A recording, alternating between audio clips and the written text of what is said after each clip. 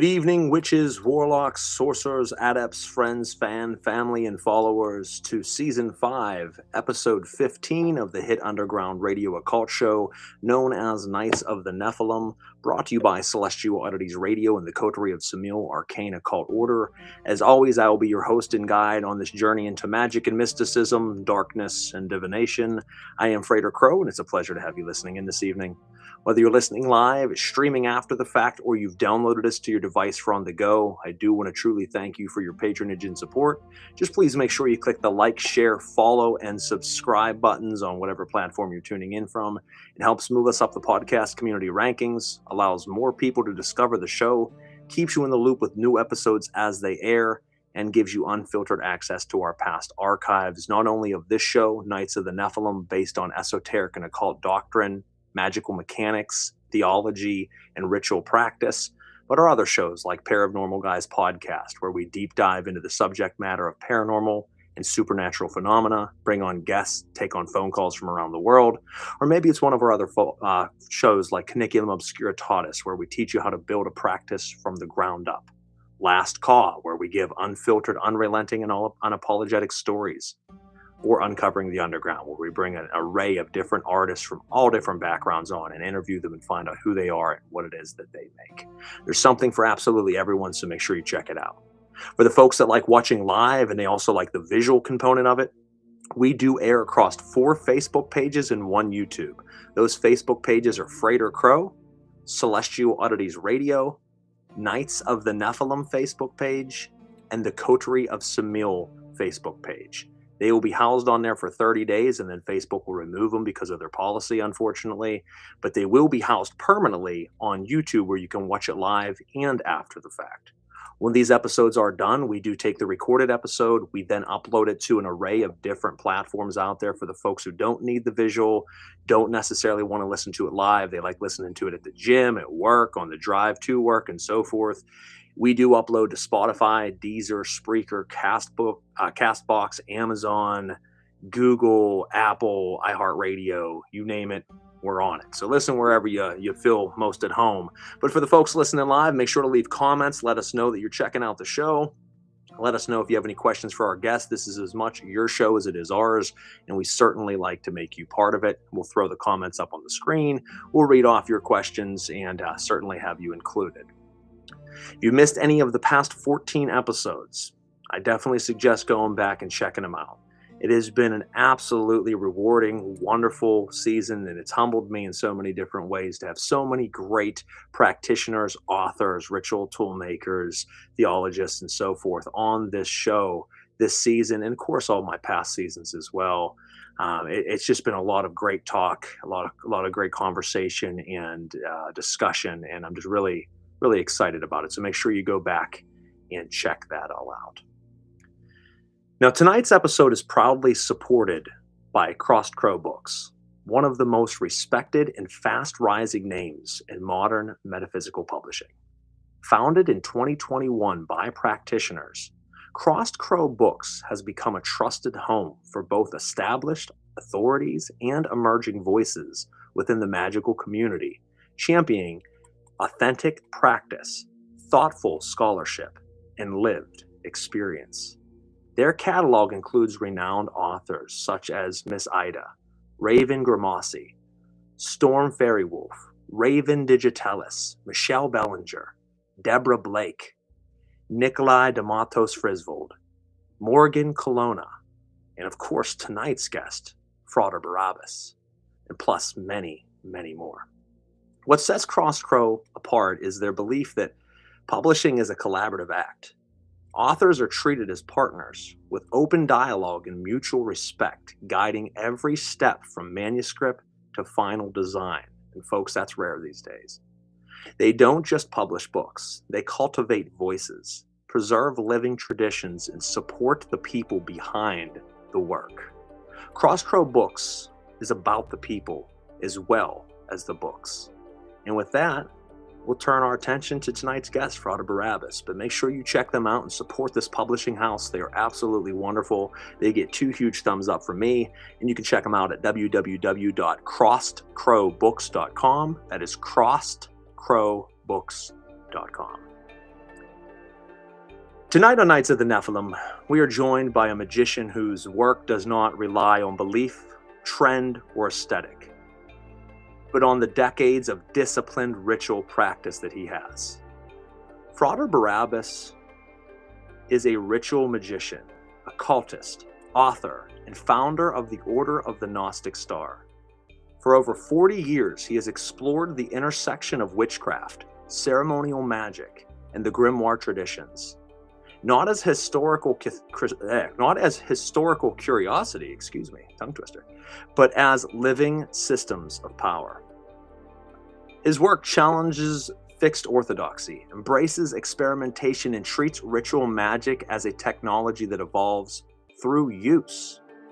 Tonight, we'll be diving into angels, evocation, fallen intelligences, sacred geometry, theurgy, and what it actually means to build a magical system that works in this modern world.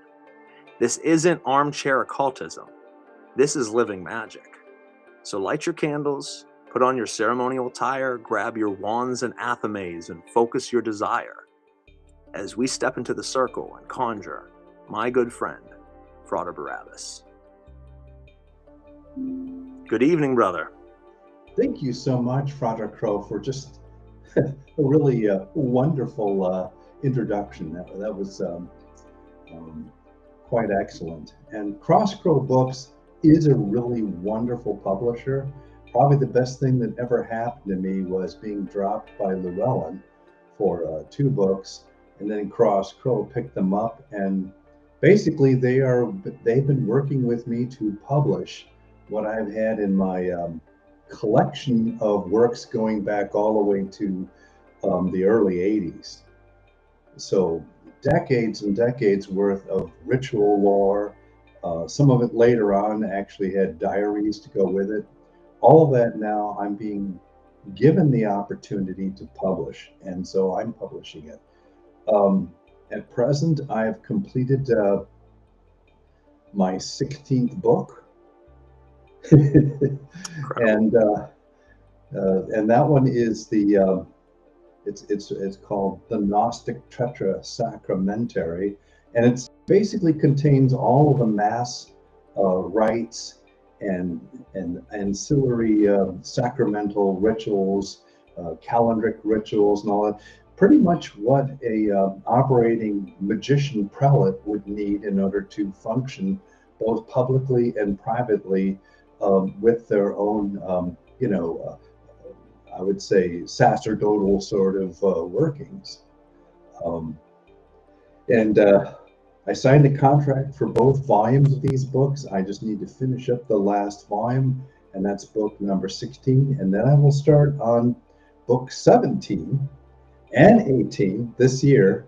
17 will be called Ordeal 15, which we can chat a little bit about that if you so wish. Absolutely. It's basically shadow work that done by a ritual magician, and it requires us to deal with our own shadow aspects as presented to us by 4 involution avatars, which would be 4 aspects of Satan or the devil.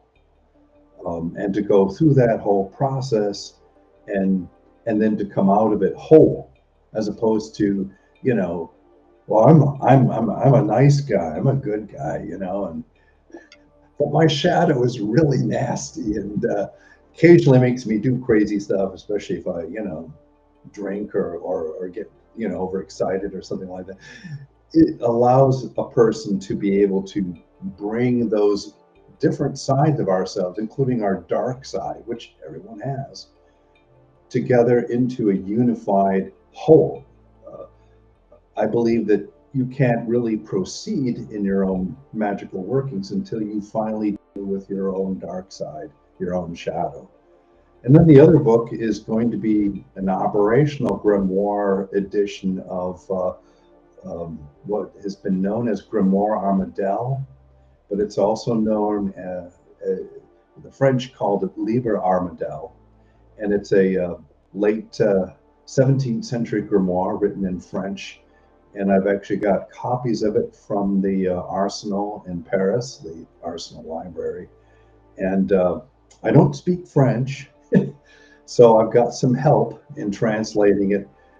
It's a very, very Catholic Christian grimoire, but when I get done with it, it's going to be basically available for anybody to work, whether they're pagan or left-hand path, a witch, or someone who basically is operating in a completely different occultic sort of sphere. That I'll make that grimoire not only fully functional, but I'll also make it able to be used by people from different spiritual paths. So oh, that's beautiful. I mean, you got quite the body of work. I mean, obviously, folks, you can hear there's just so many levels to Barrabbas's work that he has already released that is still to be released. It's truly amazing the different levels that you've been able to touch upon, and I think we'll certainly jump into a little bit of all three of those upcoming releases, as well as some recent and past releases tonight on the show. But as you hear, folks, you know, Cross Crow has been certainly pivotal, I think, brother, as far as being able to give you a voice that's unstifled. You know, there's too many times publishers really, they let you put your book out, but they say, well, you know what, we're going to cut a third of what you have out of here. And you're like, well, it's really needed. And it's like, well, we don't want it.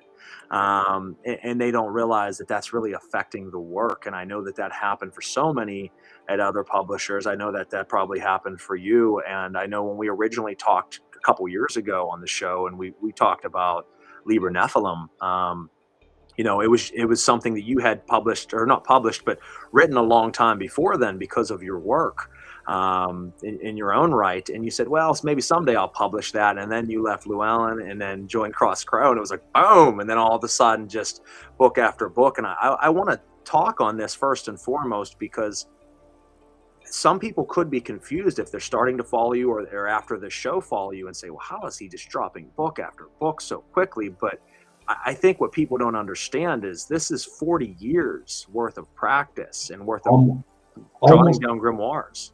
Almost 50 years. Almost 50. They're perfect. I love it. Yeah. I was a teenage witch. What can I say? You know. And that's really where this all comes from. It's just your personal practice, study, and research over years, you writing down your own gnosis and understanding from it. And as time went on and you started releasing books, you were able to refer back to your own personal grimoires and start to take that information and turn it into what people are now seeing and have the gift of being able to buy and work. Yeah, it's surprising to me that the stuff that I have, that I've collected over the decades, is still very, very relevant today, because you would have thought that everyone else would have been progressing, you know, in the same sort of manner, and that what I had right now would be sort of, you know, somewhat obsolete or antique. But it's really actually just the opposite. And I think in many ways this informs us something about the path of practicing magic, and perhaps even occultism. Sometimes I think there's just too much of an emphasis on what is traditional and what is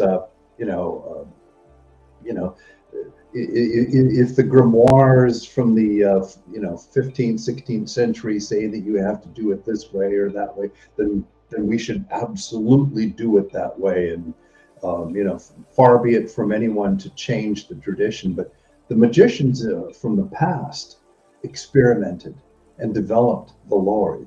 It had to be invented and created by somebody at some time.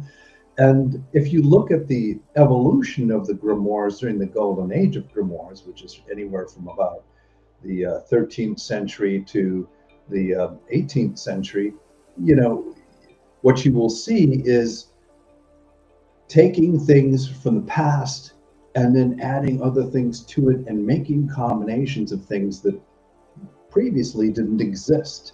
The Key of Solomon didn't come out and then not change during the entire time that it was accessed and utilized by magicians.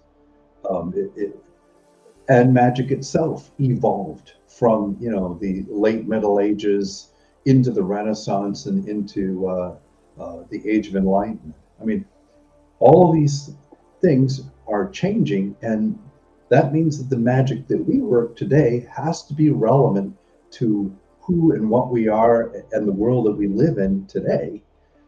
And so, yes, you can take a lot of the stuff from the past, but you have to also take in mind the things that are around you in your present.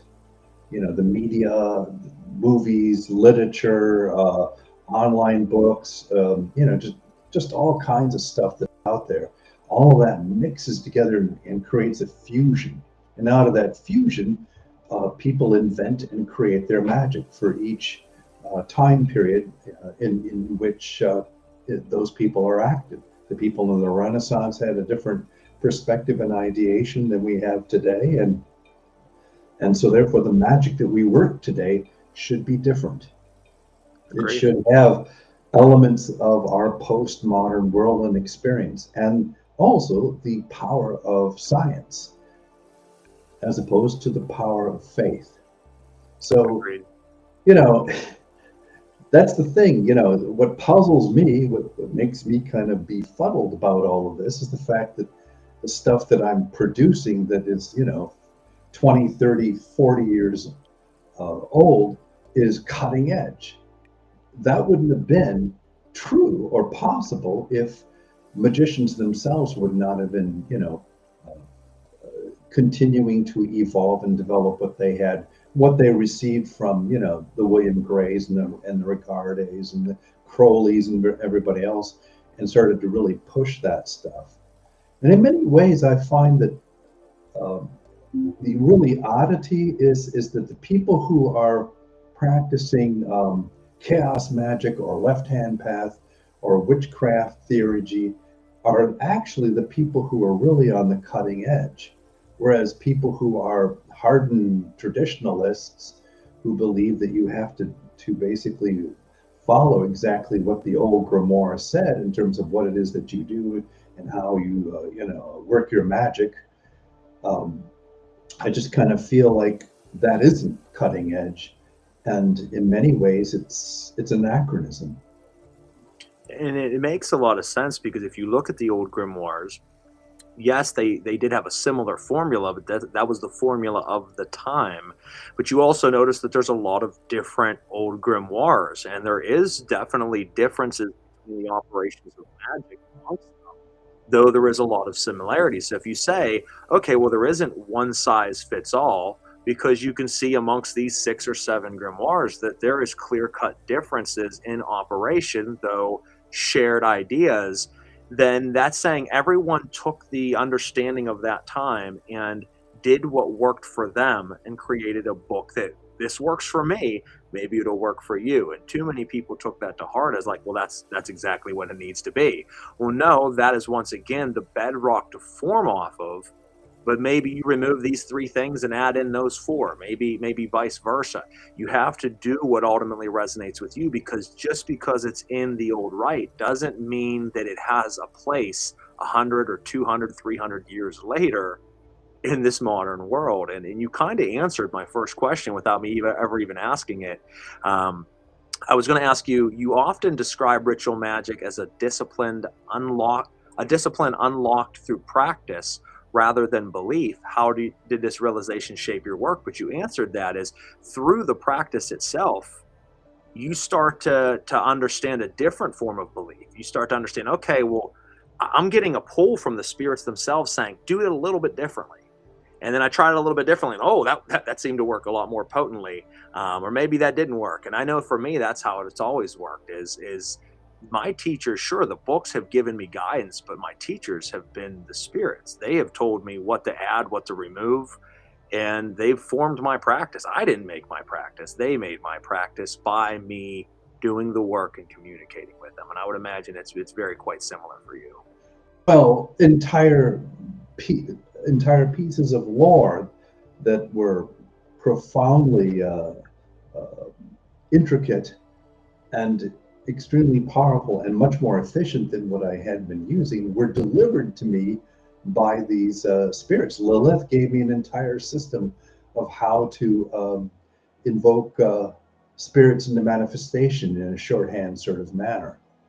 So, I mean, yeah, I mean, the Nephilim taught me the Enochian Kabbalah, which I will be presenting in the second volume of the Liber Artis Archaeomancy. And so, I mean, it's the spirits talk. Sometimes we listen. I mean, I've got diary entries where the spirits are telling me something that I need to pay attention to on a personal level. And of course, I look at it today and I'm going, oh shit, yeah, you know, they're telling me they're telling me I'm being an idiot, emotionally and socially, but I didn't get it until years and years later. That's why it's so important to jot it down, though, because I'm a big advocate for that a lot of messages you won't get right away. It's only in hindsight. And if you don't write it down, then you don't even remember it happening because there's so many happenings. But like you just said, sometimes I'll look at things from 3 years ago and I'm like, I'm like, oh, yeah, well, they were definitely telling me that I was doing it all wrong and I just kept doing it wrong. But now all these years later, it's slowly evolved. But I'm like, they were trying to tell me 3 years ago that I could have cut a year off of mistakes. And, you know, but I didn't see it at the time. Now I see it. And it's really funny when that happens. One of the things that I'm waiting for in publishing these books, and these books are based upon rituals that I actually use. Some of them have been updated and revised somewhat, but the basic structure and the basic voice of and tenor of these rituals have pretty much been retained. But the thing that I'm waiting to see how this develops or what happens is that you publish a book like Liber Nephilim, you publish a book like the Abramelin Lunar Ordeal, and these books have in them actual rituals that people can take apart and work, and then either conjure or evoke these entities, or basically go through the ordeal, like the Abramelin Lunar Ordeal, and therefore receive the knowledge and conversation with their holy guardian angel. I'm waiting for somebody to actually try this stuff and to come back to me and say, Frater Barrabbas, I tried this and all of that. I had to make a change here and some changes there and all that, but I was able to make it work. I'm waiting for that day to happen, and I hope it happens before I kick off. Well, that's actually a good segue into it. So, folks, one of the books we have right here is the Abramelin Lunar Ordeal from Frater Barrabbas, and it's a lovely book. It's a once again from Crossed Crow Books, and if anyone is not familiar with the Abramelin rite, as Barrabbas said, that is going to put you in contact with your holy guardian angel through an intense ordeal. And one thing I would ask, from you, if you could tell us how that set of rites changed you in the past working them, and what large changes have you made in your version of the Abramelin rite compared to the original? Oh, well, first of all, it's lunar based and not solar based. I would say, what was it, about maybe 10, 15 years ago, there was a book that came out that was published, and it was the book of Abramelin the Mage, but it was translated from a German version or German manuscript. The earlier version that had been out there was published by Magick Mathers, and he had a French version of it that he picked up from the Arsenal. Around the same time, he picked up two manuscripts and examined them that had the Liber Armadel. So, solar based. So either you're talking about either 6 months, which is the French version that Mathers translated, or you're talking about the 18-month version, which is what I think his name is Dean. It was two guys who translated and published a more later version of the book. The German version of it has an awful lot of the Jewish elements of the magic involved in it, because it works on a solar cycle that's based upon the Jewish festivals. So that means that you have to work this practice for 6 to 18 months. You have to be sequestered and completely retired for at least 1 month or 3 months. That means you can't work. Your social life has been eliminated, and there's no magic that's supposed to go on all during this time. It's just prayer. It's just abasing yourself and purifying yourself and making yourself worthy of being visited over this long period by the holy guardian angel. So that's a long time. How many people in today's world can take off for a month or 3 months? Maybe if you live in your parents' basement, and you don't have a job or a career, maybe you can get away with doing that.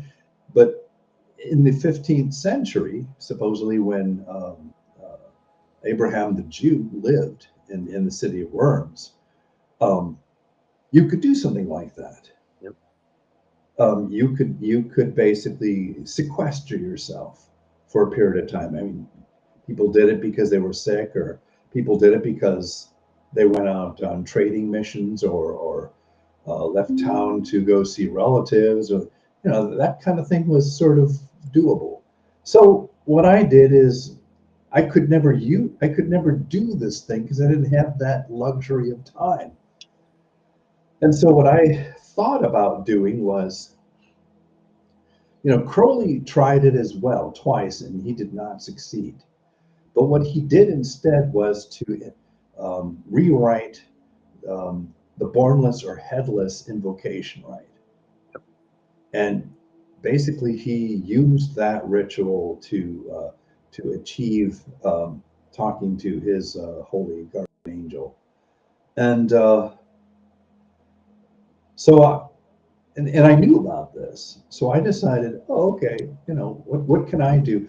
First of all, you need to have a cycle period of time and an intense series of workings.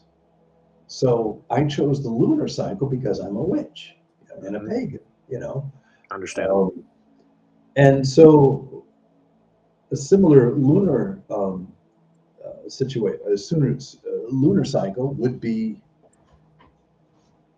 a full moon cycle and a half. So it'll be from new moon to full moon to new moon, and then to full moon. And so that's kind of how it works. And it's about 42 days approximately to do that kind of lunar cycle. And so if you're going to have this short period, you need to have some really powerful rites in order to fill it up. You're not just spend that time praying or meditating or whatever. So what I did is I used a ritual mechanism that I have called the archetypal gate, and I fashioned rituals to invoke the elemental or element-based seraphim and cherubim. And so for 4 weekends in a row consecutively, I invoked the seraphim and cherubim on a Saturday and a Sunday, or a Friday and a Saturday, and invoked all 8 of them in that time period, which was an ass-kicking series of invocations to work. And then on top of that, on the 5th weekend, I pulled those 8 together because I have their seals or their sigils or whatever, consecrated and all that. And I've already gone through the process of invoking them. So I could put them to the watchtowers and angles and pull them together into the center. And on top of that, I invoked an element godhead. And for me, it was a goddess aspect of the element of water. Okay. And then I created, based on that highly empowered structure, I basically created, well, typically I work with gateways that work with the Western gate or the Eastern gate. And so that's a watchtower and the two opposing angles makes a triangle. And that's what I set into my magic circle to make, you know, a gateway either into the underworld or coming out by day. And this time I created a gateway that worked with north and south and the ultra point or the zenith of the magic circle, creating this equilateral triangle.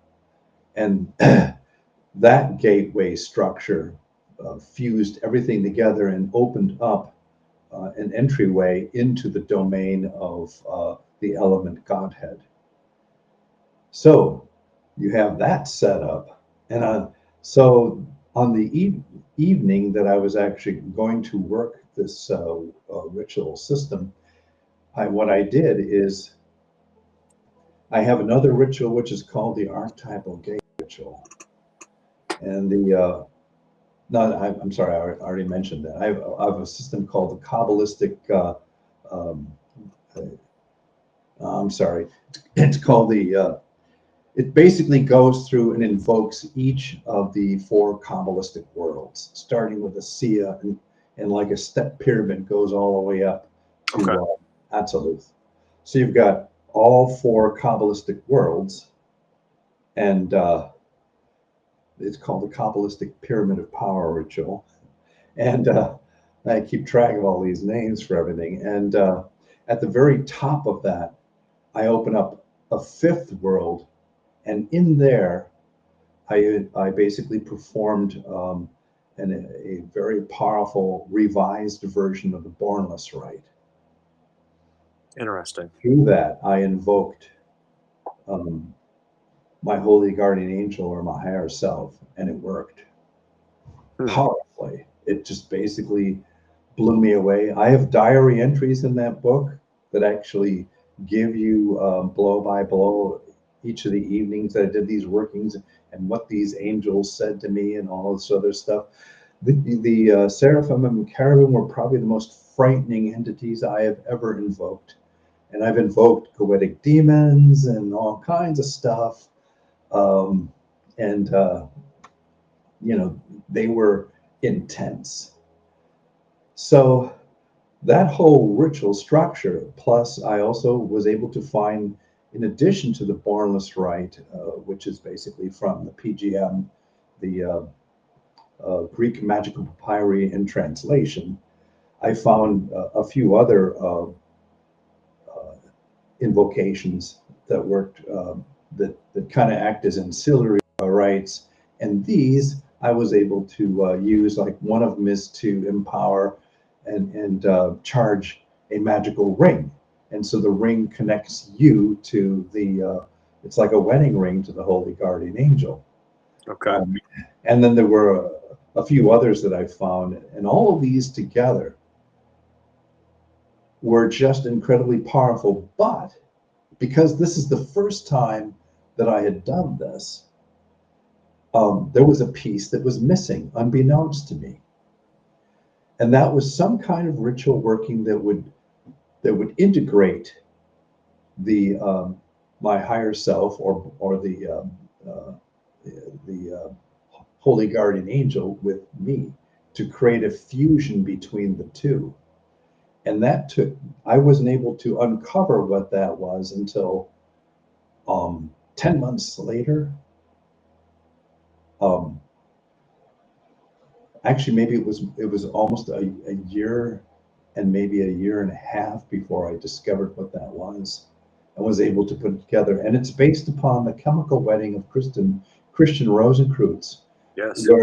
where the archetypal feminine and masculine are joined together in a powerful wedding ceremony that has alchemical symbology associated with it.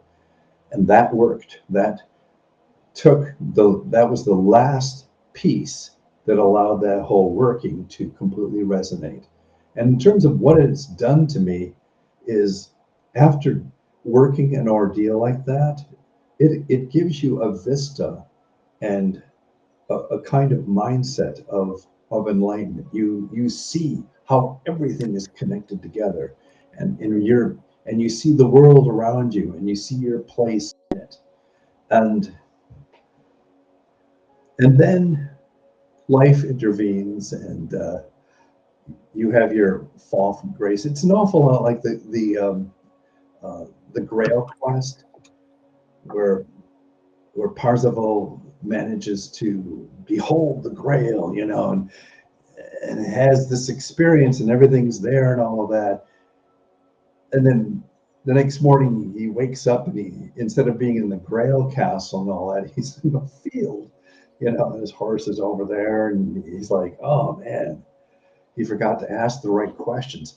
The discipline of a ritual magician is that when you do an ordeal, you have to do follow-up. You have to have a daily practice, a monthly practice, and you have to be able to translate what you experienced into practical liturgical workings that will allow this process to continue and grow. If you don't do that, then you will have had a tremendous experience, and after it passes and shit happens, which happens to all of us, you will lose that connection. You'll lose that perspective. So I finished all of this in 2010, and it's been coming up, well, later this year, it'll be 16 years since I did that working. So I need to go back and reconnect with it. And I probably should have done that some years ago, but life just intervened for me. My work got too intense, and I moved into a house, and I didn't have a temple. I didn't have a temple until this year. I moved again. So that was from 2018 to about 2025, 7 years. Wow. Okay. So 7 years without a temple.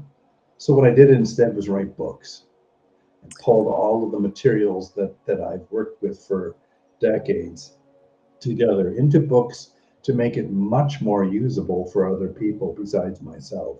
I was going to say that's a very selfless act, because instead of practicing, you put out so much that's going to help so many other practitioners out there, and it was a sacrifice. That right there is the definition of what must be given for powerful spiritual gifts, is sacrifice. And that is a sacrifice to not work with them, but to share their messages of what they've shown you. And you said so much during that I would like to circle back on, because one of the reasons I really wanted to bring up the Abramelin rite is because that right there exactly exemplifies what we spoke about, where we're taking something of old, but it's given a brand new facelift, done very differently than the original rites, but very powerfully done. And that shows you that working off of that same texture of the original, but being able to adapt it to a modern world, isn't blasphemy of the rite, but rather an enhancement of the rite. And as you said, who lives, and that's why I never did. And I want to jump to a comment because it relates to this here in a second. It's why I never did the Abramelin rite. It loosely relates to this comment. Now I have to make a comment on this. E2 Melku said, so no discussion about the Leviathan hypothesis. And no one else would understand that, but E2 sent me a copy of the Leviathan hypothesis a while back, as it was written by the Knights of Leviathan from the sect of the Horn God. And I was supposed to have Thomas Leroy, a good friend of mine, on the show as one of the last 3 episodes with Frater Barrabbas and Sean Woodward. And unfortunately, Thomas passed several weeks ago. But we were going to have him on, talk about that book. So unfortunately, no discussion about it tonight, E2. But certainly appreciate you sending that. Rest in peace, Thomas. And one of the reasons I said it loosely relates, and shout out to Limited Serious Esoterica as the publisher for Leviathan Hypothesis. The reason it loosely relates to this is obviously the Leviathan Hypothesis was written by the Knights of Leviathan, who is the sect of the Horn God, which Thomas ran, and he was going to be on the show. But Thomas, one time in a discussion him and I had, was about the Abramelin rite. And he's like, Crow, if you ever attempt it, I mean, I'm talking really attempted. He's like, I'll do it with you, brother. And I was like, Thomas, I don't know how I can attempt it. I said 6 months or 18 months. And as you said, Barabbas, in full seclusion. I'm like, no work, no magic. No magic, just prayers, just purifications. Tell my wife and kids, sorry, I can't see you for the next 6 months. I'd never be able to do the 18. But for the next 6 months, Daddy has to just disappear, into a cave somewhere. In terms of your internal family, they would just see a lot less of you. Yeah. But it's your friends, your business partners, and all of that stuff who, as this thing would intensify, would see you not at all. Yeah, exactly. And of course, at the beginnings of it, yes, you do not work any magic, but what you do, what you're supposed to do is go to the synagogue and to really engage with your piety on a level that you previously had never experienced. And that brings us into angel magic. And, some of the earliest magic that was practiced in the Middle Ages, and we're talking about the late Middle Ages, maybe like probably the 12th, 13th centuries, which is getting kind of late in the Middle Ages.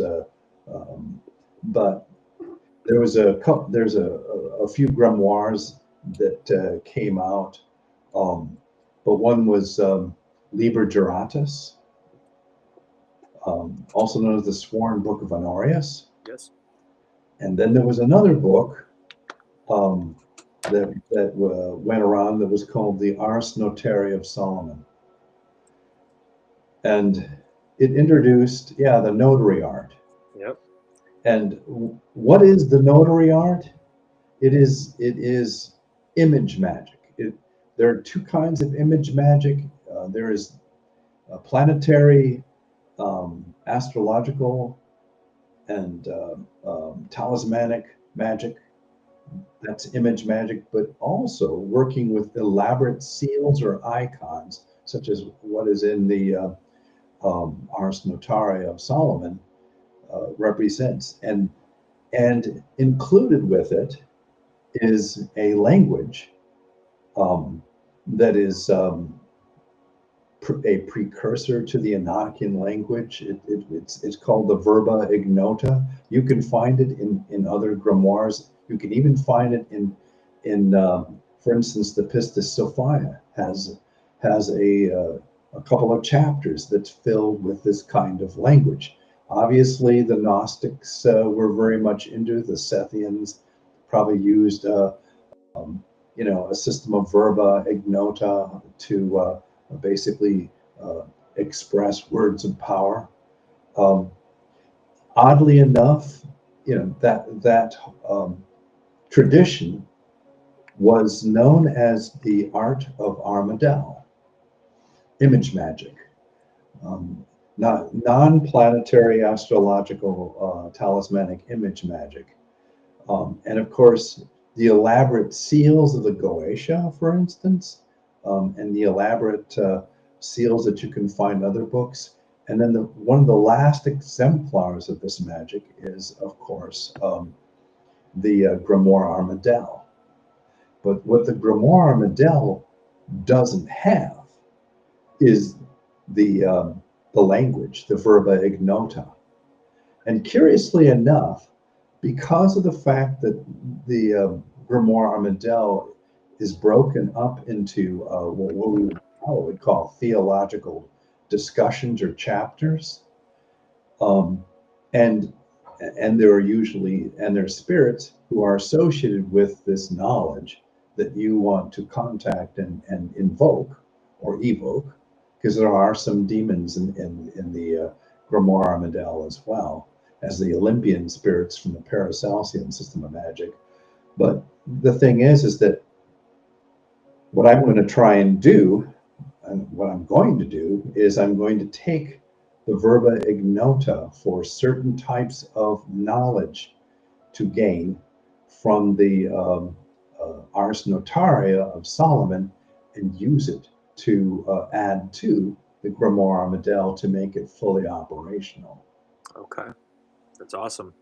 And it's funny because for those that might not be familiar with some of these terms, I always, when I was younger studying magic, always found it very interesting that obviously with the grimoire renaissance that's happened in the last 20 plus years and people really starting to dive into things, everybody always talks about the Goetia, and obviously the Goetia comes from the Lemegeton. And when you're looking at the Lemegeton, you're looking at the 5 books. I always found it very interesting. You have Ars Goetia, you have the Ars Paulina, you have the Ars Theurgia Goetia, you have the Ars Almadel Solomonus, and then you have the Ars Nova and Ars Victoria, the new art and notary art. And I always found that one seems so kind of, at first glance, so left field from the others, because the others are all about summoning spirits, and it's like, okay, this is regular grimoire magic, 4 out of the 5 books. Then you get to the 5th book, depending on what number order you want to put them in, and then you're like, okay, this is a system of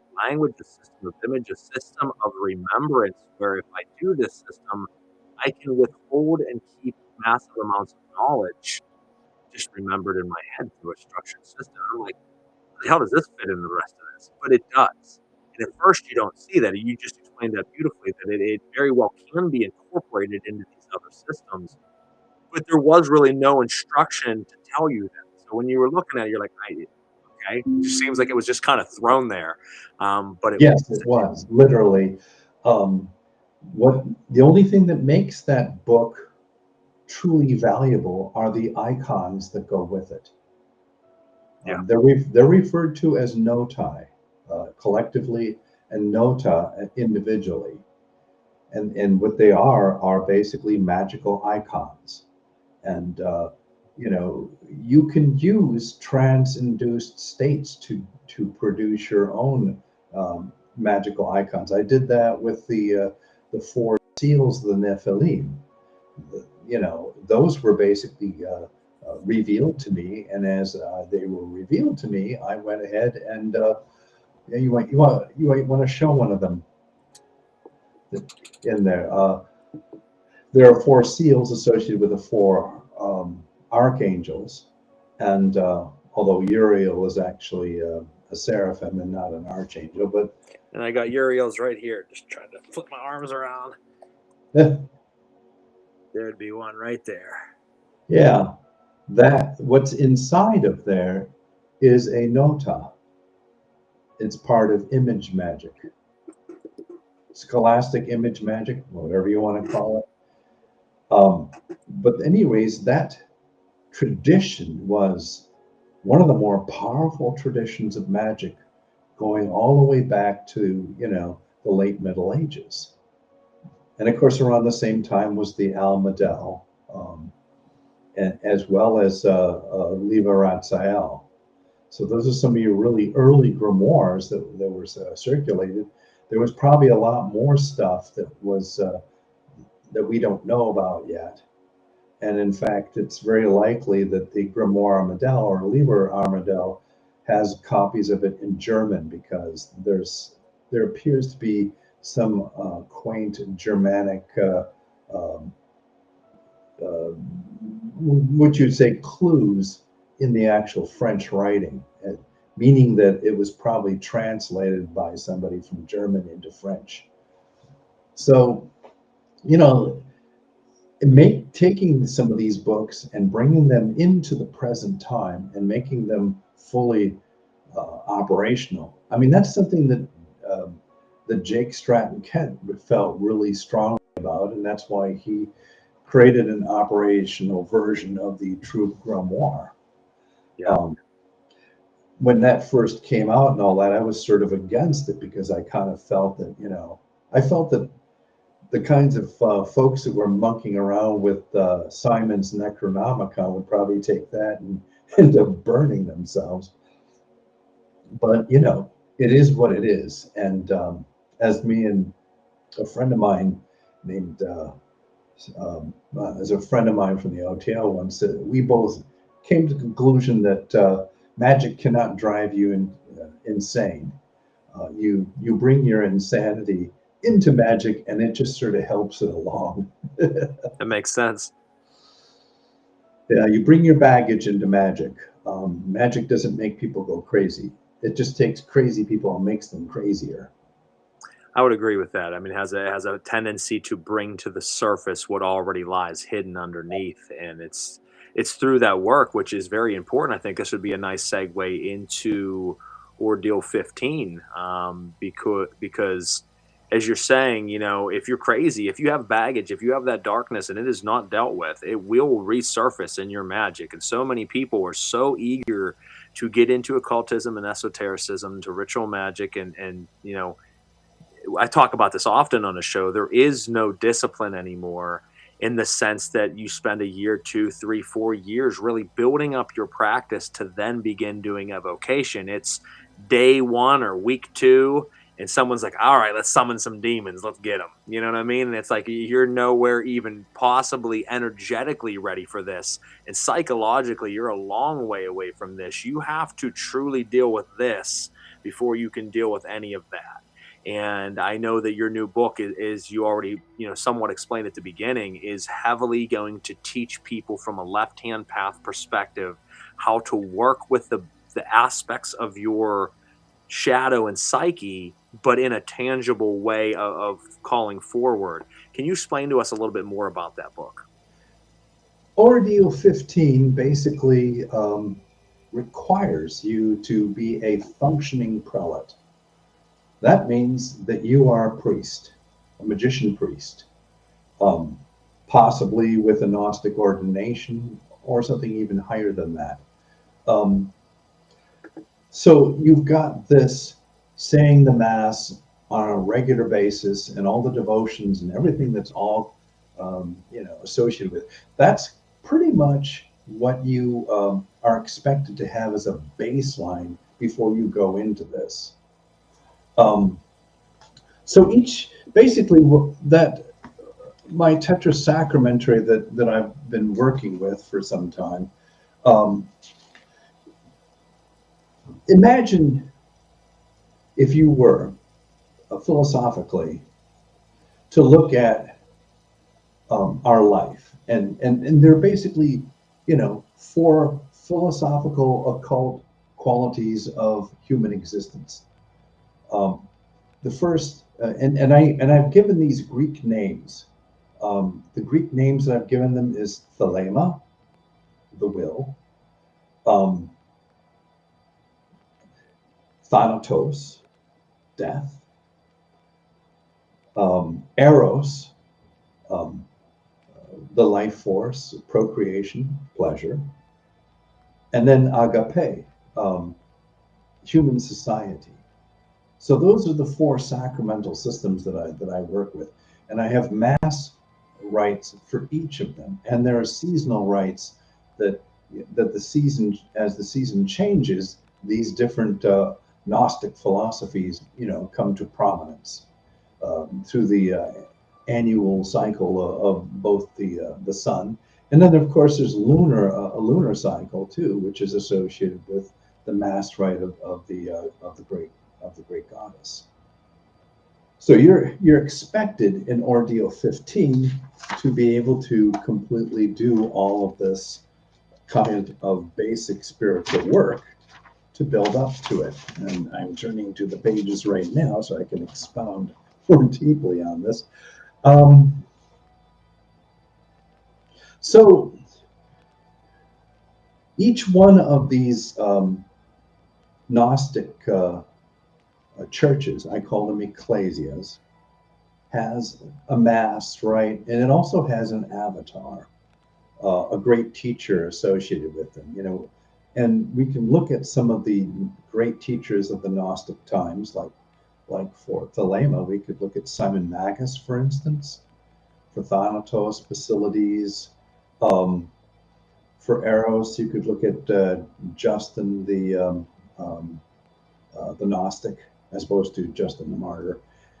And then for Eros, that would be for Eros, and for Agape, it would really obviously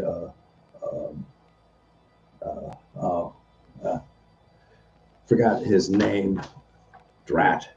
Any rate, but you get the idea, right? Yes. Yeah.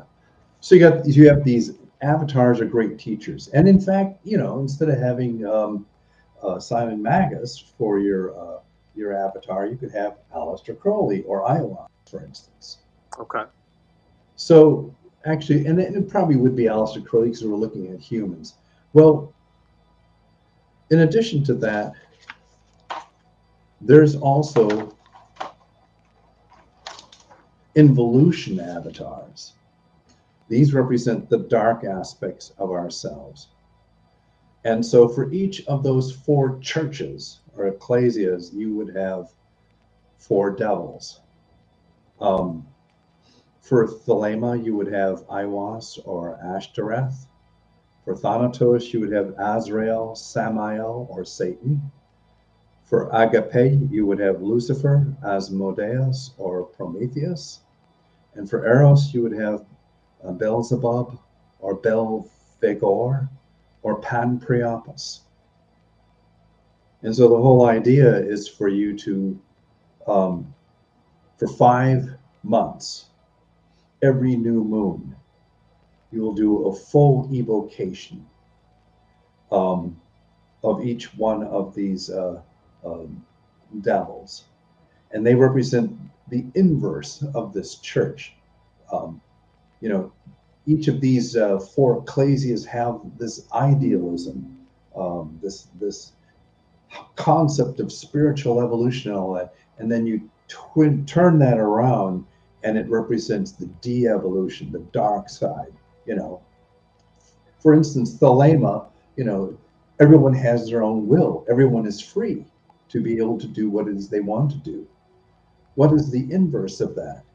Chaos. The abrogation of the rule of law. People murdering, revolution, anarchism. And so if you go into the underworld associated with Thelema and invoke Ashtoreth, then you will discover that aspect of yourself that is completely lawless and unbridled and hates any kind of restriction and is rebellious and anarchistic. And so for that time period from new moon heading towards full moon and then full moon going past, you will experience that process. And at the end of it, there's a ritual that you will work that creates kind of what I call a negative vortex structure that cleans all this off of you, neutralizes it, so that the next new moon, you will go on to the next stage and invoke the next devil. And you will do this for 4 new moons in a row, and on the 5th new moon, you will invoke the quintessence of all 4. All 4 of them drawn into a whole. And then you will perform a rite that I used in the Abramelin working, and that is the ritual associated with the chemical wedding of Chris Rosenkreutz, in which you, as an individual, will marry your shadow side, and it's a satanic wedding with the devil presiding. And that means that this time the light side of you and the dark side of you is joined together. And then, as a liturgical discipline to maintain this process, every new moon you will basically do a small liturgical new moon mystery working that will reconnect with your shadow and allow the gateway to open up between you and the dark aspect of yourself so that you can commune with it and continue to establish the balance between the light and the dark within yourself.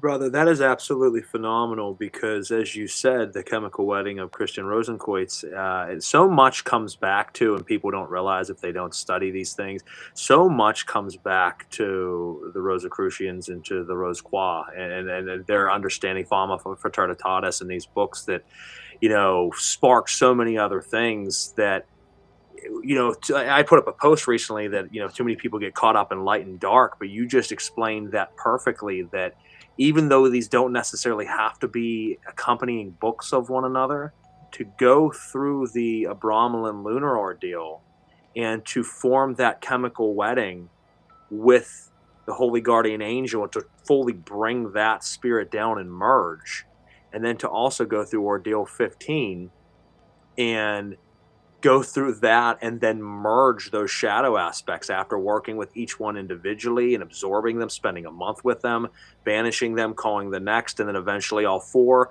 pulling them into yourself. You are now completing yourself. You have pulled down the holy guardian angel. You've pulled down the demonic side of yourself or the daemonic side of yourself. You're becoming whole. And then, as you mentioned earlier, the biggest mistake someone could do is to do that and then to not stay disciplined in their practice every day, every week, every month, and every year thereafter, because by going forward and staying disciplined, you are staying in contact with those aspects. And it's not like you're doing it, the lightning strikes, woo, that was amazing, and then you don't do it again because then it was just a lightning strike. But now if you can harness that energy, you are the lightning. And you don't even understand how ironic it is that you talked about this tonight, because I was talking to one of our listeners right now, a very close friend of mine, recently about that marriage of the holy guardian angel and that marriage of the true shadow aspect and devil aspect of oneself, and to do either without the other is an injustice, and very few ever want to do both. Right hand people, no, I never want to face that side, and left hand people, forget the holy guardian angel, or forget working with the angels, or forget this. And I'm like, I don't think you're getting the point that they need to all be worked with. You need to bring it all in. The holy guardian angel is you as God. Yes. It is you as God. Witches and pagans, and I'm sure plenty of other people of different occultic persuasions draw down on themselves a deity and become that deity. There's a process of Godhead assumption, and then there's an even more intense ordeal aspect of the Godhead personification. And I've actually been to a grand Sabbath where an individual was able to perfectly personify the horn god, Hern, associated with as the god of the witches. And it was powerful, unbelievable. And here's the deity in the flesh. And the person who exemplifies this, who practices for the benefit of their community, they don't have a normal life. They live the life of a priest or a priestess. They tend not to have a family. They tend not to have a job or a career. They're supported by their community. This one individual that I know who has taken upon this, he's lived off of the generosity of the pagans and witches in his community. And he has given them a tremendous gift of being able to experience tangibly the God. That makes sense. I mean, because people often, and it's another one of those things, just like people want to jump in day one and summon demons, right? Or angels or whatever it might be. The other thing that you often see is people jump in right away and they have this idea of like, I want to be the priest, I want to be the magus, I want to be the epistemists, I want to be all these things. And it's like, the thing is you can call yourself that, and doesn't mean that that's what you are. But if you are truly embodying and living that, then everything in your life has to change. Your discipline becomes no longer even necessarily something of fun. It doesn't mean that there isn't moments of joy, there isn't moments of love, there isn't moments of just being in awe of what is able to come down through you. But what people need to understand is it is of the utmost discipline. It is changing every aspect of yourself to be able to be the vessel that the gods come down through, to be able to hold that responsibility, to be able to do so in a way that is justified to your coven, to your cult, to your family, to your lodge, whatever it might be. And that takes you eating, sleeping, breathing, everything differently than you once did. And as you said, a lot of times for people to fully embody that, they can't have families, they can't have careers. Doesn't mean that there isn't people that can't. It just means it becomes even more pressing and hard for you because of the fact of the sheer amount of responsibility placed upon you as that conduit, as that truly priest. And people miss that. People, it's just like, oh, I want to be the priest. I want to be the one in charge. I want to be the one that gets to be in control here and everybody respects and loves. Well, yeah, that's cool, like day one, but you're going to grow past that very quickly if you're actually growing and realizing none of that shit matters. That it is not about the people. It's not about the respect or the love. It's about your love and respect to deity. And that's all that matters anymore. The congregation and all that is just a plus.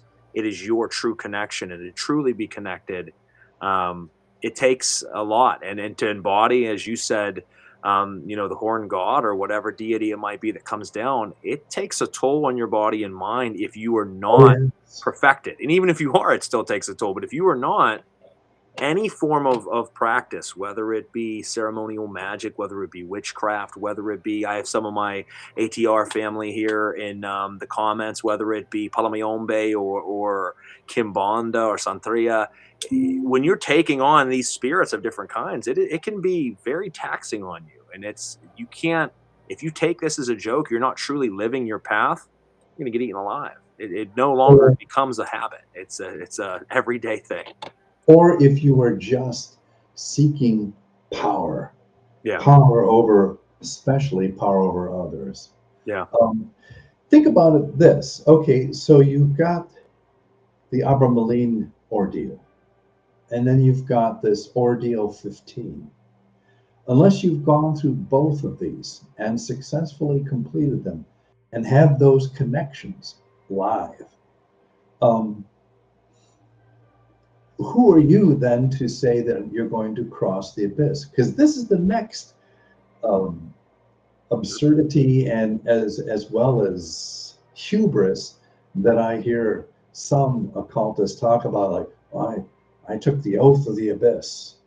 I'm going to be crossing the abyss, and I'm going to be, how can you do that if you haven't mastered your own darkness? If you enter into the darkness of the world, which is, the shadow of the world is what you have to experience when you go from 7th degree to 8th degree, and you take upon yourself the empowerment of making a difference, not just for yourself, but for the world at large. That's really what 8th degree is all about. It is having such a total mastery of yourself that you can take on the world. That I think that most occultists, most magicians don't have that ability built up for them to be able to pull it off. I agree. And so when somebody says to me, "Oh, I'm going to cross the greater abyss," or somebody tells me that they are a master and they've already crossed the greater abyss, I'm not going to name any names, but there are a few out there who made that claim. And if you hang around them for a little bit, you'll see that they have mastered nothing, and that they're actually probably on the edge of a complete nervous breakdown, or they're basically so self-deluded with their own process, that their process no longer continues to function. You know, they're not making any headway. They're actually beginning to disintegrate slowly.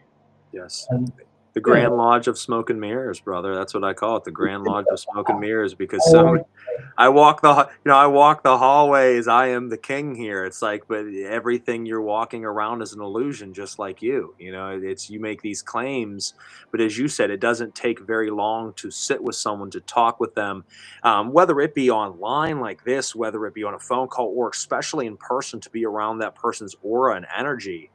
When people are claiming to me that they are a master of sorts and telling me these grandiose claims, and I'm sitting within their energy field and I can feel it, and I'm like, ooh, I'm like, no, man, I'm getting the heebie-jeebies from your energy, because of the fact that you're everything but what you claim. You actually have a very sinister, and not in a good way, a very sinister, toxic energy coming from you. You know, so these people you can fool most of the people most of the times, but not all the people all the times, as they say. You can only fool people who have a superficial connection with you. Yes. You cannot fool someone who hangs around you for a while, because we tend to look for the if someone claims mastery, we tend to look for examples of them being not very masterly. Mm-hmm. And you end up with a list. I would never, ever call myself a master. And in fact, you know, this discipline that you talk about, it's really an ideal, because in the long run, unless you have, if you and I were in a magical monastery, and that where we were basically supported to work magic and to extend and push the envelope of magical technology. And so that was all we really had to do. So you have a whole group of people who are basically helping each other, objectifying with each other, connecting with each other. In most cases, that discipline that we hold very high and very lofty will not be lost. This is why monasteries were so powerful and so popular. The Buddhists have the same kind of thing. They call it a sangha. And a Buddhist teacher, a Zen Buddhist teacher, an acquaintance of mine, basically said that unless you are in a sangha, the expectations of you being able to perform all of your daily meditations and liturgical rites over a long period of time will fail. And unless you live in a magical monastery, the discipline that you and I hold very highly, it will fail. I admit freely in my books that oftentimes I begin these ordeal experimentations and not really knowing where it's going to lead. And certainly only over time have I learned how it's necessary to be able to take this stuff and to continue to work with it and to continue to keep the connections alive, because it's so easy to lose that stuff. It's so easy for the enlightenment that you experience to pass as if it were a drug-induced ecstasy, and the next morning you have a hangover. It's being able to do that discipline and to do it over a period of years is exemplary. It is. And I think that's really part of, you have to make those steps. Somehow you got to teach yourself to make the steps of the journey as important to you as those profound moments. And I know to a lot of people are like, yeah, okay. No, it needs to be, because as Barrabbas just said, the discipline is going to build a magical world around you, that magical monastery. And being able to do it day in and day out, that's why I push prayers so much on people. So many times people get thrown off. Prayers, you're a diabolist. I'm like, yes, but prayers are one of the most important things in my life. I don't understand. That's a right-hand thing. I'm like, no, it's odes to your God. By day in and day out, hours a day, hours a week, doing prayers being devout to your spirits, it's not even necessarily about your spirits, which it is. It's about the learning to remember. It's about making the time to do it when you're like, oh shit, I just really want to land. I really don't want to go into the temple right now because I don't want to say an hour of prayers. I just want to do ritual and call something down. I don't want to have to just recite words. But then over time, you break that pattern and it becomes an honor to walk into your temple, to pay tribute in reverence to your spirit, to read the prayers, to say the psalms, to say whatever it might be, and to give reverence. And that is as important as that evocation you're doing later that week, that Saturday night, for example. And that's just as important as the offerings that you're giving. It becomes just as important as the moment you embody and you actually take on possession or you do the Godhead assumption. It becomes just as important. The lashings that my cult's big on. We are big on the flagellation. You take punishment. I have failed you, my Lord, for not being the strongest person that I can be. And in essence, I failed myself. Forgive me for failing myself. And I will take these punishments, and it's not to be punishments. I'm giving you that pain as an offering. And all of these things create discipline, and all of this discipline creates that magical world that you live in, that magical monastery. And I think that that's very important for us to have. And like you said, experimentation is everything because we don't always know where it's going to lead. And some of those moments are so fleeting. They're so mind-bending. They're so life-changing. But as you said, it's almost like a drug-induced dream. You wake up the next day and you're like, what the hell was that? And then you might never see it again, or it might be years. But don't look at it as like I'm fighting every moment just for that. No, make the entire journey the reward. Well, working an ordeal, even a short one, is going to have an accumulative effect on you. Working rituals on a regular basis is going to have an accumulative effect on you. Sooner or later, it's going to open you up to new possibilities and new benefits. But one of the things that that you and I do when we work magic that I think is incredibly important is that we basically, in the 21st century, break the rules of magic as they were established back in the 16th century. And that is, we allow ourselves to experience the full contagion of the magic and the entities and the gods and goddesses and all the various other entities that we encounter. We allow ourselves to fully experience them without any barriers, without any blockages. A system of magic that I call full immersion. And what's interesting to me is that some of the most cutting edge people working magic are working magic, allowing themselves to be fully immersed and fully encounter and engage with the spirits that they're invoking. Or evoking, or the deities that they're working with. That the magic circle that they work with is not a barrier between themselves and the entities that they're invoking or evoking. It's basically a boundary between the sacred and the profane. Everything outside of that circle is the mundane world. Everything in the circle is that spiritual empowered dimension of magic and the deities and the various spirits that they work with. So I get to have a direct encounter and experience with any of the entities that I work with. If you believe that you have to be, that you have to establish a boundary between yourself and that and those entities that you deal with, that's the old pattern. And I think that that aspect of magic needs to basically become declared as fully obsolete. I don't think that it can really have as much of an effect as if you directly experience and encounter these entities. And somebody might say, "Well, how do you keep yourself from being possessed by any of these entities?" And that's because I do a Godhead assumption, and it's not really just me in the magic circle. It's It is the God that I represent in the magic circle. And so, let them, fuck around and find out, right? 100%.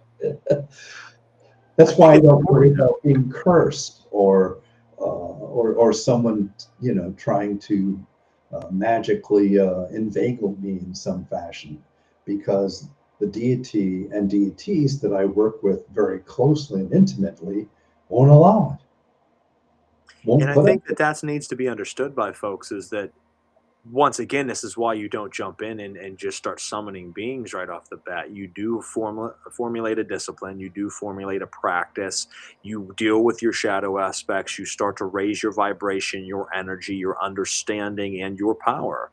And over time, you also, with that, establish relationships with specific deities that become your counsel, so to speak.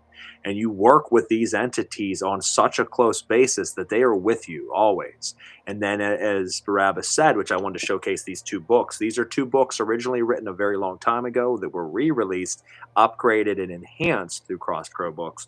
The very first one is Discipline's Guide to Ritual Magic, A Beginner's Introduction to the High Art. It's a beautiful book for anyone getting into ritual magic, and even people who have been in it for years. There's probably a lot of things you're missing that are in this book. A lot of things establishing a ritual magic practice. And then what I find to just be just a fantastic book. I originally used to own the omnibus version a long time ago, and now he has released it under Cross Crow Books, which is the Mastering the Art of Ritual Magic, and it is a gorgeous book. I love the artwork. It's a monster of a book, and it teaches you everything you would need to know on forming these disciplines, on building yourself up. And one of the things that he's talking about, that we are talking about, that is mentioned in this book, is the art of Godhead assumption and being able to take on that spirit. So you are acting as your intermediary when working with other forces, and that is essential, especially if you're going to let these things come within your circle. Because, as we said, it doesn't have to be a protectant. It can be your sphere of sensation or vehicle of operation, but it doesn't have to just be yours. You can have a passenger. So it's okay to open up the passenger door and be like, jump on in with me. Let's work together. Can it be scary? Yes. Can it have strange effects or lasting effects? Absolutely. But I feel that the traditionalists sometimes miss out on this, because they are having powerful experiences and they're doing everything right, as the grimoire magic books of old times say. But you are never going to get the same experience or long-lasting resonance of a being by shutting them out in another area, putting them into the triangle manifestation opposite or outside of your circle, using the god names, the barbarous names. There's places for that, sure. But allowing them in your sphere of sensation, allowing them, even if you go to the full case of possession, which I do myself within our cult, it can be scary, it can be powerful, it can be life-changing in good and bad ways. But you will notice after the fact, there's no ritual magic that you're shutting them out that's ever going to give you that experience. And to some of us, we're adventurers, we're pilots. We like to fly into unknown territory. So you can learn how to do that properly in books like this one right here at Cross Crow Books from Frater Barrabbas. Yeah, immersion. If you think about it from from the old antique grimoire perspectives, immersion definitely is very left-hand path. But on the other hand, I think it's a very postmodern approach to magic. We experience it directly.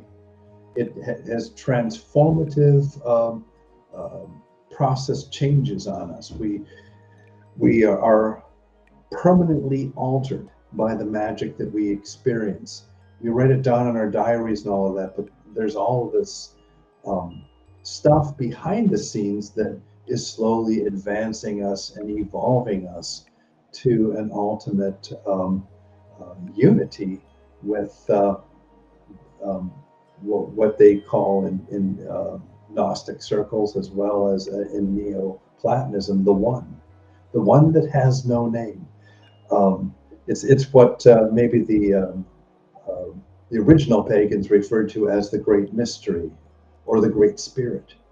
always unnamed. There's not really a persona associated with it because it represents where all the minds and souls and spirits of everything join together and fuse to create a oneness.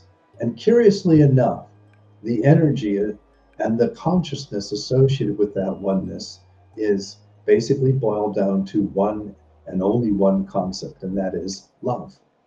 Yeah.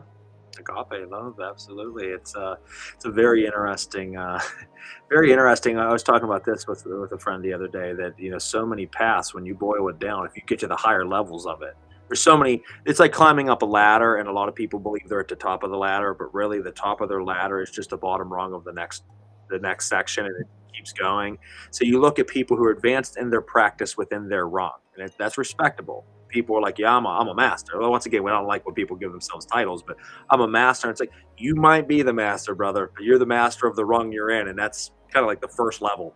There's a lot of other levels. And as you said, as you climb further and further up, you start to realize that most paths have that perennial philosophy. Aldous Huxley, as I talked about many times, wrote the book Perennial Philosophy. It talks about how they're all really, at the end of the day, all trying to get to the same place. And I made a comparison. It's very interesting. Kabbalists and even Christian mystics are trying to get to the same place that anti-cosmic Satanists are going to. And it's very funny because anti-cosmic Satanists say we want to go past all divisions of reality and we want to get back to the no thing, to the nothing, to the void, to Ein, to the true source. We want, no reality. What do you think the Kabbalists talk about? They talk about reaching back to Ein. What do you think Christian mystics talk about? Going back to the wellspring of source, the divine ground, the one, the all, the grand architect, all of these things. I mean, it's all the same thing, guys. You're all just using different lore, different understandings, different ordeals and methods to paint your picture that you can understand it in ways that resonate with you. But we're all mostly, for the most part, trying to get back to the same place, which is really interesting. Beyond the one is, of course, emptiness. Yeah. And that point was really made quite eloquently to me when I was studying Zen Buddhism. And that is, beyond the one is the none. And where Indian philosophy believes in the Atman, which is the individual soul of a person, and that Atman is essentially linked to or connected to Brahman, which is the one to them. Mm-hmm. Yep. And there's no difference between them. That means that the deity that's within you is automatically and always connected to that one. So your connection to the one is through your deity within, which some call the holy guardian angel and some call the higher self. But beyond that is the none, is the emptiness. I always visualize it as the static sound of the Big Bang that resonates, behind all reality and all spirituality and all inner planes and everything. There's this hiss of static that is, the echo of the creation of everything from nothing. And that's beautiful because, really, it's like when we think of the Kabbalistic Zitzum, whenever God had to retract back because the all is all and all is in the all. So there couldn't be anything outside of himself. So he had to retract and give himself a vacuum that he would not be in to be able to create. Well, that creation is where we are. But because of his essence, is still infused in everything.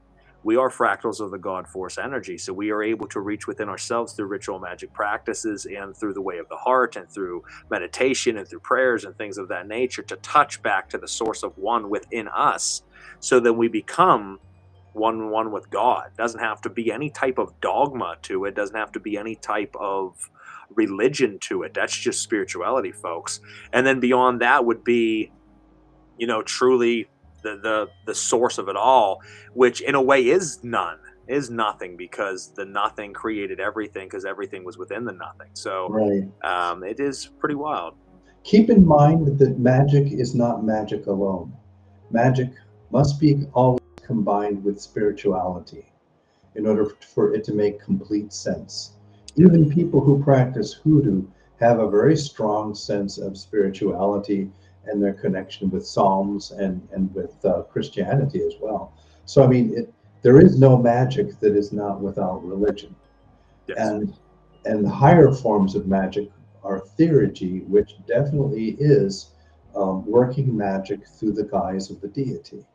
Yep. So with that in mind, you know, it really just kind of boils down to the fact that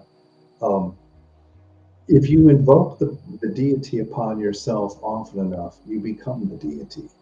If you work magic enough, that domain of spirituality will become stronger and stronger and stronger over time, whether you want it to or not. So the two are entwined. Mysticism and magic are actually one phenomena with two different practices.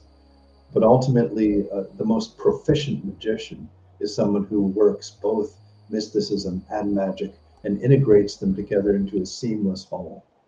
100%. That's why the beginning of the show always was, I'll be your guide into this world of magic and mysticism, darkness and divination, because I feel that you could, but you never should be one without the other. Mysticism is essential to your magic, and magic is essential to your understanding of mysticism and spirit. And together they form a beautiful bridge. One last thing that I wanted to bring to your attention, my dear Frater Crow, and that is I live now in Williamsburg. And there, I know that you're also very keen on phenomena and paranormal and the supernatural. There is a house in Colonial Williamsburg called the Peyton Randolph House. Okay. It's considered to be the most haunted house in the country. There have been massive disturbances that have produced, terror amongst the security team who have to basically take care of Colonial Williamsburg and on off hours. There's been people who've been injured. You should really do a lookup on it. And if you ever want to come out to Colonial Williamsburg, after seeing if you can get to spend some time in the Peyton Randolph house and see what happens, I'd be happy to meet with you and share this experience with you as well. No, I absolutely would love that. I'm constantly booking new places. That's not too far. It's not exactly close, but it's not exactly far, and we travel a good bit. So I definitely think that could be arranged, brother. Possibly as soon as next year. I mean, we booked this year, but everybody laughs. I book early. It's like, you booked the year. I'm like, yeah, it's January. Year's booked. I already booked like 8 locations, but we book early, and I'm always marking down things on the list for what's to come in the future. I've actually heard about the hauntings of Colonial Williamsburg. I don't know if I've heard about that specific house, but I've heard about happenstances that have taken place in that area. And we're in Pennsylvania, so Virginia is not that far away. Depending on the drive. Do yourself a favor and look it up. Okay. And check up on the Peyton Randolph house. Things have happened in that house that have basically scared the authorities to such an extent that they very seldom let anybody go into it. Okay. Interesting. The phenomena there is something that people who know nothing about this stuff have experienced. Awesome. No, I'd love to go there and spend 2 nights. So yeah, so I'll tell you what, if we do get our way out there, maybe we can get you, if you're interested, out for a night with us. That would be awesome. Yeah. I would be happy to give you a tour of haunted Colonial Williamsburg. Plus, there's some ghost hosts who take people on ghost tours, and there's a few of them that was one of them that I met who knows this area really well, and he'd probably be the perfect person to hire to assist you in having the best possible experiences. And on that note, we should probably get going. Yeah, I was going to say, I have one last question for you, and we're going to wrap it up. And I do want to read a couple real quick comments. We had The concepts behind the things talked about tonight are absolutely fantastic. We got some wows, excellent. This is awesome. We got good evening. Thank you for continuing to make this knowledge accessible. These teachings are absolutely priceless. Great show. Real recognize real truth, absolute facts. Yes, yes, yes.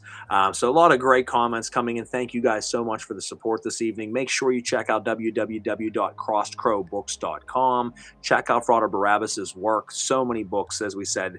At this point, we are around 16, so you can have your fair share of reading material and a lot of things to practice. They are powerful workings. I have worked some of his systems before. They are legit, and I really think that if you're interested, you should check it out. It's worth your time. The last question I want to ask this evening: when your work is practiced decades from now, what do you hope survives unchanged? Obviously, we talk about we want people to experiment, we want people to advance it and change it to make it their own. But what is the one thing of your work decades from now for people working it you hope remains unchanged? None of it. Love it. I hope that people actually read these books, steal the rituals, rewrite them, rework them, do whatever they want with them, and come up with their own stuff. Allow these entities to talk to them and train them as they've done with me. All I ask for is corroboration, and I'm waiting for that corroboration. We're waiting for somebody to contact me and say to me, "Holy moly! I did the Nephilim working and invoked Azazel, and all of this stuff happened and all that." Or somebody says, I took the time out and did the Ambervaline lunar working, and it basically blew me away. And this is what I experienced. I'm waiting for that to happen. But otherwise, I believe that everybody should basically follow their own process, experiment, find out what works for them. What I have brought forth is not a tradition. There's no Frater Barrabbas tradition. I brought out examples to share. And it's up to everyone else out there to use this material for their own benefit or not. I love that. You heard it, folks. Wise words and a very powerful message there. Get out there, get working these systems, make it your own, but pay respect to the man who gave it to you. Check out Crossed Crow Books. Thank you so much for tuning in this evening. One last thing I want to say before we jump off here. Some of you might have seen, some of you might not have. This is our second to last episode of season 5, but it's also our second to last episode of Knights of the Nephilim. And if you weren't aware, I am retiring the show after this year because I'm moving on to other ventures with teaching classes, lectures, presentations, and so much more. And the space that this will give will allow for that. So we'll be announcing a lot of that coming up. And I'll talk a lot more of a deeper message on Sunday. We have a special episode with Sean Woodward as our last episode ever. But that doesn't mean that from time to time, I shouldn't say ever, doesn't mean from time to time I won't do a one-off episode. There could be a chance down the road where Frater Barrabbas and I just want to jump on, announce it a week ahead of time, and do an episode like this. But they would be one-off episodes, no more seasons, no more the structured way it has been. It just would be one-offs if and when that even happens. So to those of you hearing this for the first time, I'm sorry if this is a shock to you. I've been announcing it a little bit, but it has been an honor the last 7 years, the last 60 plus episodes of this show, and the last 233 episodes of all my shows combined. It's been an honor. I do this out of love for all of you to teach, to be able to give nuggets of information, to have great guests. And I want to thank you so much from the bottom of my heart for those that might not make Sunday's episode, for all that you've given me. This isn't the end. It's just a transition into something else. But it has been a wonderful, humbling, and beautiful ride. And with that said, I would like to close out this evening. Obviously, brother, thank you so much for coming on the show and sharing your knowledge. It's always been an honor. It always will be. And we'll end it like this, guys. Frater Barrabbas represents something increasingly rare in the occult world. A magician willing to test, discard, refine, and evolve magic through practice rather than mere belief. His work stands as a reminder that grimoires are not monuments. Traditions are not prisons, and revelation comes through disciplined action, whether through angelic evocation, ritual theurgy, or system building. His contribution isn't just knowledge, it's methodology. This is the kind of work that doesn't end with the magician. It continues in those willing to practice it. I thank you so much for tuning in this evening. As always, I am Frater Crow from the Knights of the Nephilim, and we'll catch you next time. Have a good night. Ave Noctis.